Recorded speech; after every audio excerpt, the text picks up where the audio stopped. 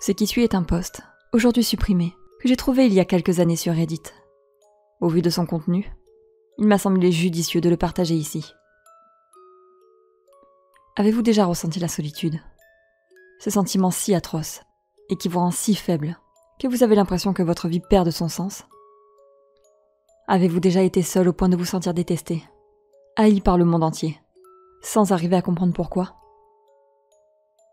Moi, je ressens ça chaque jour de mon existence. Je me lève, le matin, seul. Je me couche le soir, encore plus seul. Et surtout, chaque jour, je me sens comme un fantôme vis-à-vis des autres. Je pourrais être mort, personne ne le remarquerait. On trouve la vie fade et sans intérêt, quand on est aussi seul que je le suis. La solitude nous pousse même à être atroces envers les autres. On en arrive à les détester. Pourquoi ne nous aiment-ils pas? Pourquoi nous ignorent-ils de la sorte? Qu'avons-nous fait pour subir ce triste sort? Je m'appelle Norman Weimer, et j'ai 31 ans. À vrai dire, je n'ai jamais eu de relation sexuelle avec une femme. Peut-être parce que je n'ai jamais réellement osé parler avec l'une d'entre elles. Cela m'effraie affreusement. De toute façon, aucune femme ne veut de moi. Je suis trop banal, trop ennuyant pour qu'elle puisse vouloir de ma compagnie. Tous les soirs, je rêve de me réveiller aux côtés d'une belle demoiselle. Une grande brune de préférence, qui saurait me montrer que je ne suis pas seule. Je l'entends presque me dire « J'ai envie de toi, Norman. Je t'aime, Norman. » Seulement au réveil, elle n'est plus là. La sensation de ses mains contre mon visage, de ses cheveux caressant mon torse. Je ne la sens même plus. Je me réveille alors, terriblement seule. Les quelques instants où je ne suis plus livrée à moi-même, c'est durant mes journées de travail. Je tiens un misérable poste d'ouvrier, m'exténuant pour un patron qui ne sait même pas que j'existe. J'exécute tous les jours, durant 9 longues heures, les mêmes gestes et mouvements, telle une machine. Je déteste ma vie. Il y a des jours où, quand je suis sur la route pour rentrer chez moi, je m'assois sur un banc au bord d'un trottoir, et pendant une vingtaine de minutes, je regarde les gens vivre. J'admire surtout les jeunes femmes qui passent une par une devant moi. Certaines me lancent un petit regard en coin, d'autres préfèrent tracer leur route, essayant à tout prix de m'éviter. Mais parmi elles, il y en a une qui fait chavirer mon cœur. Elle s'appelle Elena. Elle travaille dans un café-bar à 2 pas de chez moi. Tous les jours, vers 18h55, je m'installe à la fenêtre de ma chambre, d'où je peux la regarder sortir.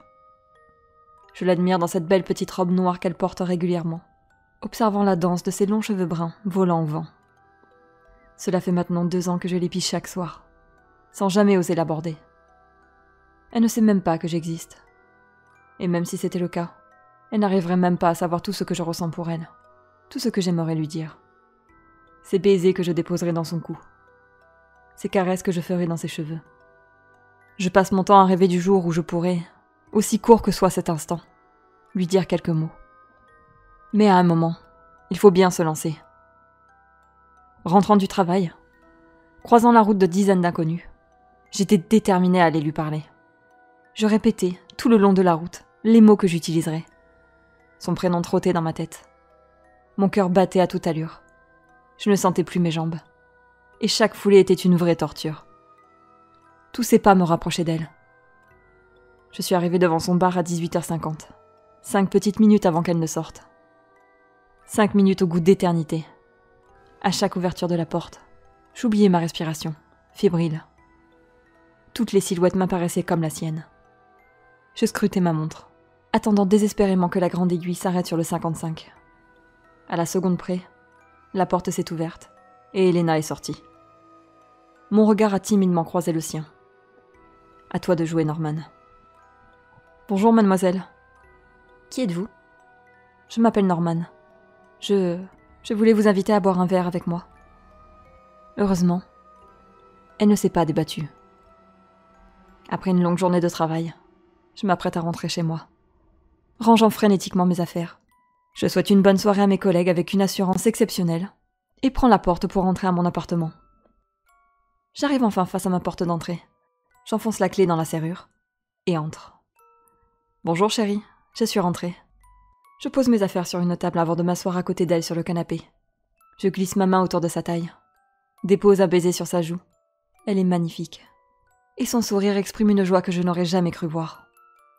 Tu as passé une bonne journée ? Tu m'as beaucoup manqué, tu sais.